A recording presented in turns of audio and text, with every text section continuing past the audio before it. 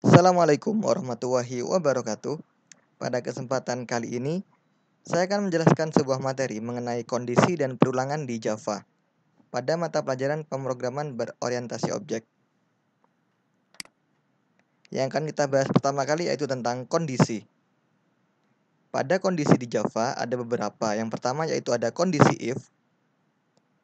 Pernyataan if akan menentukan sebuah pernyataan atau blok kode yang akan dieksekusi jika dan hanya jika persyaratannya bernilai benar. Jadi, jika kondisinya bernilai benar, maka akan dijalankan perintahnya atau pernyataannya. Maksudnya seperti ini. Start. Nah, Boolean expression ini merupakan kondisinya. Jika kondisinya bernilai benar, maka akan menjalankan perintah atau pernyataannya. Tapi jika kondisinya bernilai salah, maka akan langsung stop. Seperti itu. Maka tidak akan dijalankan perintahnya atau pernyataannya. Contohnya seperti ini. Untuk di Java penulisannya seperti ini. Jika Boolean expression atau kondisinya, kemudian di sini ada statement 1 atau statement 2. Saya contohkan seperti ini. Jika nilai kurang dari 50, maka di sini remedi. Nah, misalkan Anda memiliki nilai sebesar 40, maka kita cek jika nilai kurang dari 50, maka akan benar. Jika nilai kita itu 40, tapi jika nilai kurang dari 50, maka otomatis nilainya di sini adalah benar dan akan menjalankan perintah ini. Contoh selanjutnya ada kondisi if else. Nah, pernyataan if else ini digunakan apabila kita ingin mengeksekusi beberapa pernyataan. Sedangkan if tadi kan hanya satu pernyataan. Sedangkan jika if else ini ada beberapa pernyataan dengan kondisi true. Nah, dan pernyataannya lain dengan kondisi false. Maksudnya seperti ini. Start. Di sini ada kondisi jika nilai lebih dari 75, maka Anda lulus. Nah, di sini kita cek. Jika nilainya lebih dari 75 di sini maka Anda lulus. Tapi jika nilai Anda kurang dari 75, maka akan masuk ke perintah 2. Anda remedi. Seperti itu. Untuk penulisannya seperti ini. Ini adalah contohnya. Ini integer grade sama dengan 68, berarti nilainya adalah 68. Jika grade atau nilai lebih dari 60, maka akan dijalankan system out print line congratulations. Nah, else system out print line sorry you failed. Nah, maksudnya seperti ini. Jika nilainya lebih dari 60, maka akan memunculkan congratulations, tapi jika nilainya kurang dari 60, maka akan menampilkan sorry kamu gagal atau sorry you failed. Di sini nilainya adalah 68. Maka otomatis nilai 68 di sini adalah grade lebih besar dari 60, otomatis ini benar, maka akan menjalankan yang congratulations ini. Selanjutnya, kondisi if else if atau sering disebut dengan nested if atau if bersarang. Nah, kondisi struktur seperti ini mengizinkan kita untuk membuat seleksi persyaratan yang lebih kompleks. Jadi lebih kompleks dari if else yang tadi. Maksudnya seperti ini. Jika start, jika nilainya lebih dari 60, maka kamu lulus ujian. Tapi jika tidak, maka kamu remedi. Tapi jika tidak lagi, maka kamu tidak lulus. Seperti itu. Untuk contohnya seperti ini. Hampir sama seperti tadi. Integer grade sama dengan 68. Jika nilai kamu itu lebih dari 90, maka akan muncul very good. Nah, sedangkan jika nilai kamu lebih dari 60, akan muncul very good juga. Very good 1 kita anggap seperti itu. Very good 1. Nah, tapi jika nilainya kamu kurang dari 60, maka otomatis sorry you failed. Nah, jadi di sini nilainya adalah 68. Kita cek pertama di sini. Jika 68 apakah lebih besar dari 90? Tidak, maka akan masuk ke else if yang ini. Apakah 68 lebih dari 60? Benar, maka akan muncul perintah atau pernyataan ini, very good 1. Tapi jika nilai Anda adalah di bawah 60, misalkan kita punya nilai 55, maka otomatis untuk kondisi 1, 2 ini tidak memungkinkan, maka akan langsung sorry you violate seperti itu. Saya lanjutkan. Yang keempat adalah kondisi switch. Switch mengkonstruksikan cabang untuk beberapa kondisi dari nilai. Nah, pada bagian blok default adalah opsional. Contohnya seperti ini. Jika di switch ada berapa case, yaitu seperti ini. Case selector 1, case selector 2, case selector 3, dan seterusnya.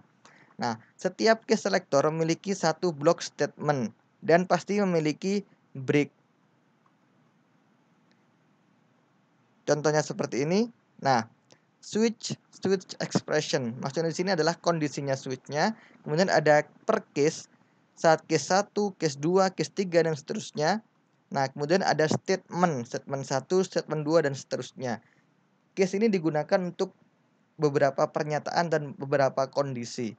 Break di sini digunakan untuk berhenti. Di setiap case pasti memiliki break, digunakan untuk berhenti. Selanjutnya ada perulangan atau looping. Yang pertama ada while. While adalah blok pernyataan yang diulang-ulang sampai mencapai kondisi yang benar atau kondisi yang cocok. Nah, pernyataan di dalam while loop akan dieksekusi berulang-ulang selama kondisi boolean expression atau kondisinya bernilai benar atau true. Maksudnya seperti ini. Di sini ada contoh integer i sama dengan 4. While i lebih besar dari 0, kita cek nilai kita itu adalah i-nya adalah 4. Apakah 4 lebih besar dari 0? Benar. Maka otomatis akan mencetak nilai i-nya 4. Saya coba di sini. Berarti sudah tampil 4. Selanjutnya, di sini ada decrement atau nilainya dikurangi i-nya, maka i-nya menjadi 3. While i-nya 3 lebih besar dari 0, apakah benar? Ya, benar. Maka akan mencetak di sini.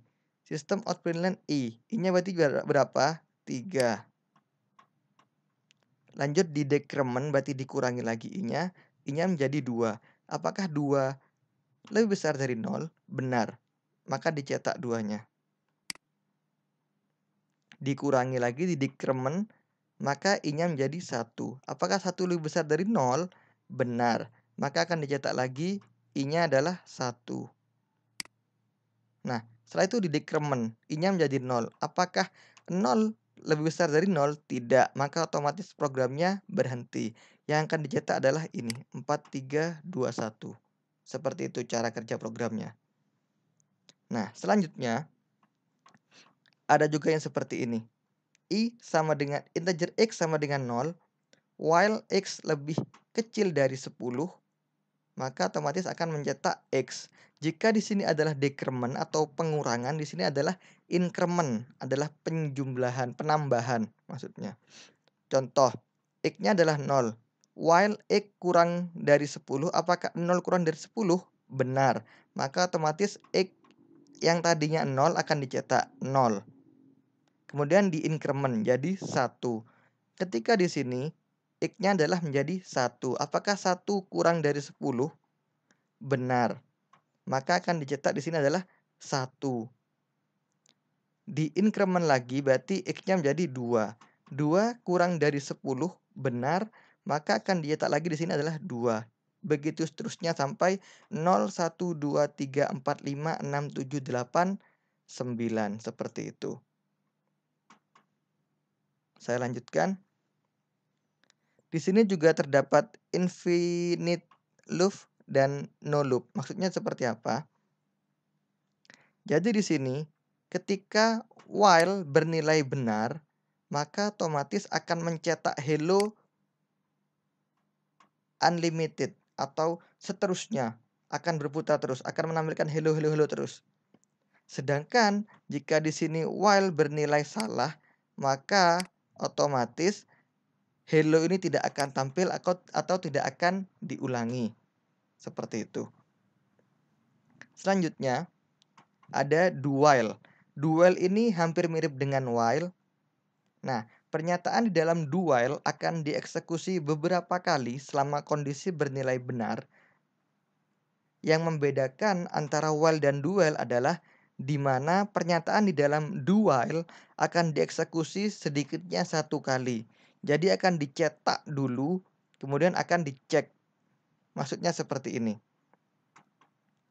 Penulisan di Java seperti ini, do, kemudian di sini ada statement atau ada perintahnya atau ada pernyataannya, kemudian akan dicek while kondisinya seperti apa. Untuk contoh programnya seperti ini. Integer x sama dengan 0, do system out println, maka x-nya berapa? 0, maka akan dicetak 0. Kemudian di increment 0-nya menjadi 1. Dicek sekarang while apakah 1 kurang dari 10? Benar, maka akan lanjut ke do lagi. Do berarti di sini ketika di do x-nya sudah menjadi 1 karena tadi di increment di sini. X-nya menjadi 1 berarti 0, 1, 2, 3, 4, 5 sampai 9 seperti itu. Saya lanjutkan. Ada juga infinite loop juga ketika while-nya bernilai true, hampir sama seperti tadi. Ketika while-nya bernilai true akan looping terus atau akan berputar atau berulang terus. Ketika while-nya bernilai false, maka tidak akan looping. Tapi bedanya di sini adalah ketika di do while, maka akan dicetak terlebih dahulu hello ketika bernilai true, kemudian akan di looping terus. Nah, ketika nilainya salah atau false, tetap akan dicetak sebanyak 1 kali, dicetak dulu, baru akan berhenti. Sedangkan di while tadi tidak akan dicetak. Tapi sedangkan di do while ini akan dicetak dulu, baru tidak akan berputar atau tidak akan looping. Ada juga namanya for loop. For loop ini adalah melakukan pengulangan untuk mengeksekusi kode yang sama sebanyak jumlah yang telah ditentukan. Nah, di sini ada inisialisasi ekspresi atau inisialisasi dari variable loop, kemudian ada loop condition atau ada kondisinya, kemudian ada step expression atau melakukan update pada variable loop. Dapat dilihat di sini penulisannya for inisialisasi titik koma kondisinya titik koma step expressionnya, kemudian ada perintahnya. Contohnya seperti ini. Integer i for i sama dengan 0, ini adalah inisialisasinya.